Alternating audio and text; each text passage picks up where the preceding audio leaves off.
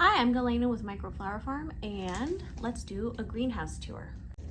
We'll start on the outside. This greenhouse is by Northwest Green Panels, and it is their 12-foot by 16-foot option. We built it, or had it built right off of our house, so this is actually my bedroom window, and there's the greenhouse. So I've been farming for a while, and I've worked with greenhouse spaces before, and I know that my preference is always as close to the house as possible for easy access, especially with winter growing, because the worst thing is having to jog through cold to go take care of your plants.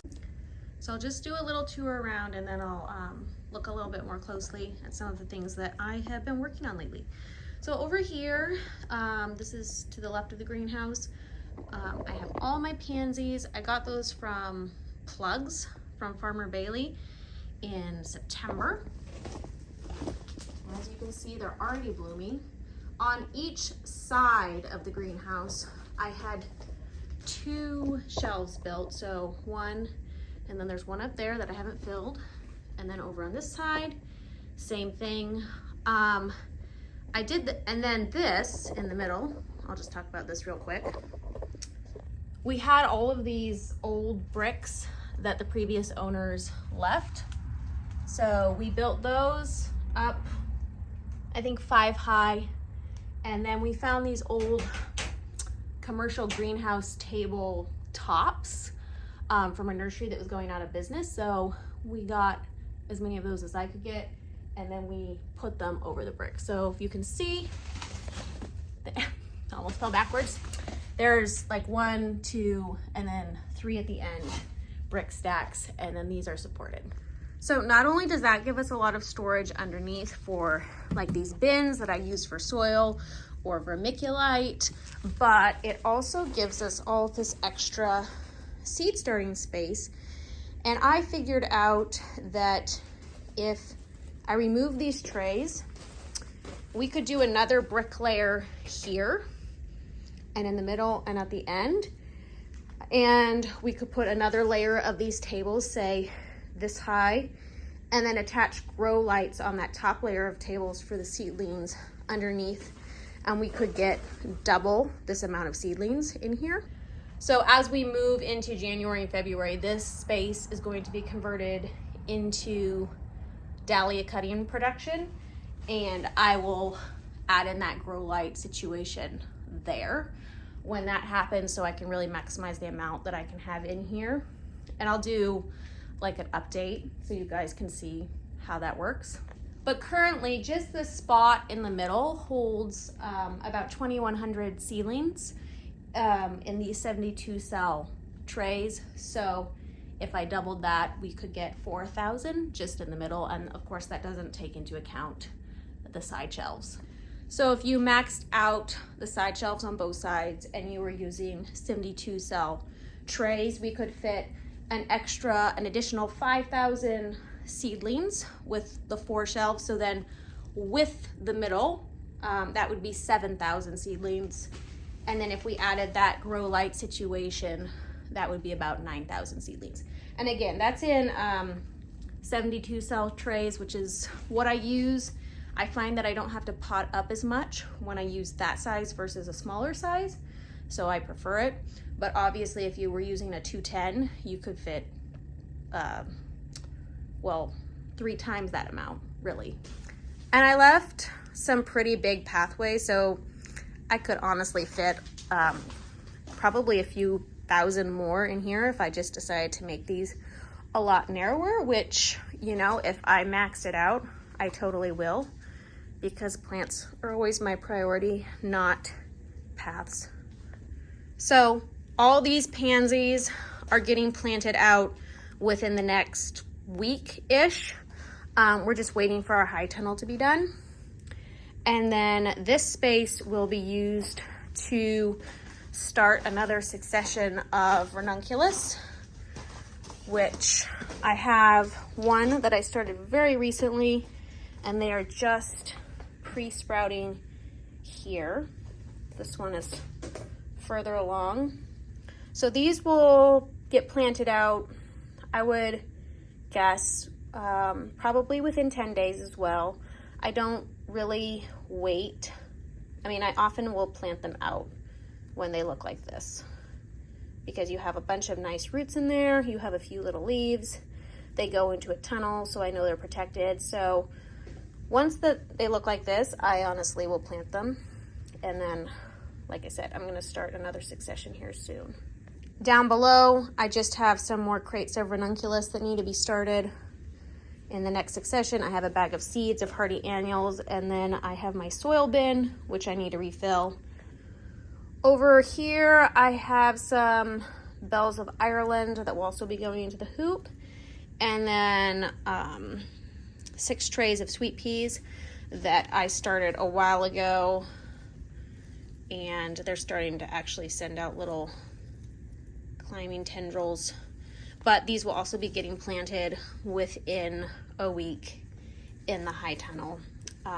And hopefully we'll get some really early sweet peas from that. And then behind me, these are all hardy annuals. So on here I have, well, most are sweet peas, actually of different varieties. I also have carnations, which was a flower that I grew when I first started out. And then it kind of got, well, for some reason I just stopped growing it, which I'm not honestly sure why, because I really loved it. Farm grown carnations just smell absolutely incredible. It was a flower I really loved when I grew it. It's not like buying them from the store, or like you should give them a try if you haven't.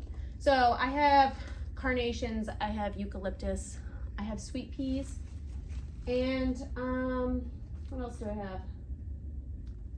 Oh, I think that's actually it here. So I have several hundred of each. And then I recently was able to find some Japanese sweet peas, which are bred to have a better vase life, a lot more flowers per stem than like your normal sweet pea. And supposedly they smell better. So I recently started those, and I'm very excited to trial those and see how they compare to the normal sweet pea varieties that I typically grow, because the normal sweet peas to me are absolutely amazing. So I'm interested to see if these Japanese ones are actually better, or if it's just a bunch of hype. So I'll let you know how those go. Now, eucalyptus notoriously has horrible germination, but we can start to see little ones popping up here. The nice thing about eucalyptus in my zone is it actually, well, they kind of grow into trees almost. So as long as I can, out of the 72 cell tray, if I only get 15, I'd be happy, because they're gonna get massive within the next few years. But as you can see, these are sweet peas coming up, and some more. This one is King's Ransom, which I love, and Lynn Fiona is this one, and that one's starting to come up. And then these are the Japanese ones, which were only planted a few days ago, so they haven't started sprouting, but I saw one starting to, like a little bit. So these will probably come up within a few days, and then there's another tray of those. So once sweet peas start, they grow really quickly. They actually do very well in temperatures that just hang out around 50 degrees. So I expect these to be more than triple in size within 2 weeks. And honestly, I probably will be able to plant them out within a couple weeks. And then over on this side, I'm running 2 types of sweet pea cutting experiments. One, I am seeing if I can root it in water, and the other I am experimenting with soil. And depending upon how those do, I'll be doing a video on the success of those once they get going. I just started this a few days ago. I also get a lot of questions about the types of trays that I use, and to be honest, most seed starting setups work just fine. These ones I really love. I've been using them for a while. I don't think I will ever switch, and I'll show you why I like them. So the bottom trays actually came from Bootstrap Farmer. And the seed cell trays are wind strip trays from Never Sink Farms. And I am not sponsored by either of those companies, but these are both products that I really love, I really like. I will put links in the description if you want to check them out. They're both built to be incredibly sturdy, so I could step on this and it wouldn't matter. Some of these trays I've had for quite a few years. They're still just as good. But the reason why I like these wind strip trays is, oh, and also Never Sink Farm sells the bottom trays too. I just already had the bottom trays from Bootstrap, so why buy more when you already have? But as you can see, the bottoms have these holes, and then maybe you can't see, but they have little slits in the sides. So what this does is it mimics or helps give the little plants the benefit of soil blocking, but you can still use trays. Now, why not just soil block? You totally could. In my opinion, how you do your seeds, a lot of it just comes down to personal preference. This is my personal preference. I prefer the ease of trays. I prefer how easy it is to mass water them. It also, I know that if you get good at soil blocking, you can do it really quickly, but it takes me about 20 seconds to fill a tray.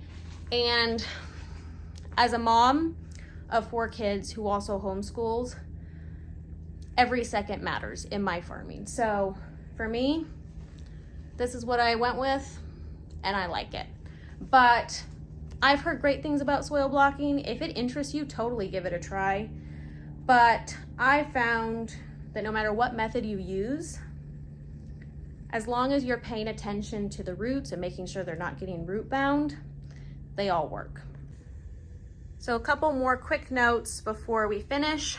We have a window at the back of the greenhouse that I can open for vent flow during the summer.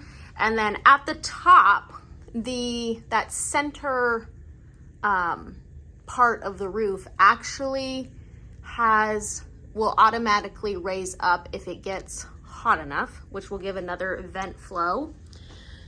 I have a little greenhouse heater that I will link to in the comments that I have set over here so that if it drops below 45 degrees, that will turn on. And then under here, I just actually have some dahlia cuttings that I'm overwintering. Oh, and here's actually a better example of that tray just empty. So as you can see all the holes, you can see all the side slits. This allows the roots to air prune naturally. And let me show you real quick the dibbler. All right, so I grabbed this. So this is really handy. This is a 3D printed dibbler that they sell, and you can buy them formatted for each tray. So like I said, I like the 72 cell trays, but you can also get 50 cell. I'm pretty sure you can get 210, but this works 2 ways. One, you can use it to pop all your seedlings out like that. So you would just put a tray underneath, pops them out, you just pull them out, and it's super easy. And then when you fill it with soil, you can press it in like that, and you get your little seed holes already. Here's an example of a tray that I did, which I haven't put seeds in yet. So it just gets them all ready. It takes literally 2 seconds to do, so I really like it. And that was, I honestly thought about that one for a year before buying it because it's a little bit more on the spendy side. But I wish I just got it from the get-go because it makes things so much faster. So that's a little tour of the greenhouse. If you have any questions or, you know, want to see something more in detail, let me know and I'll answer. I'll be posting updated videos as things grow, as I plant them out in my high tunnel, as well as dahlia dividing and dahlia cutting videos. So if any of those things interest you, be sure to subscribe, and thanks for watching.